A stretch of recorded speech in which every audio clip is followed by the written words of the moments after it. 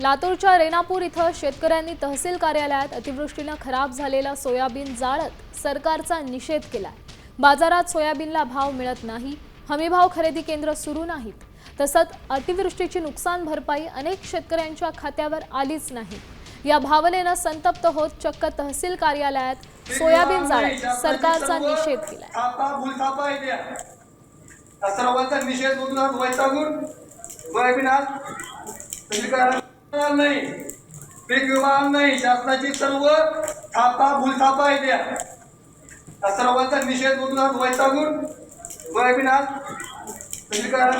नाही, पीक विमा नाही, शासनाची सर्व थापा भूलथापा आहे त्या सर्वांचा निषेध नोंदवून वैतागून आता isakal.com आहे देशातील नंबर 1 ची मराठी न्यूज वेबसाईट।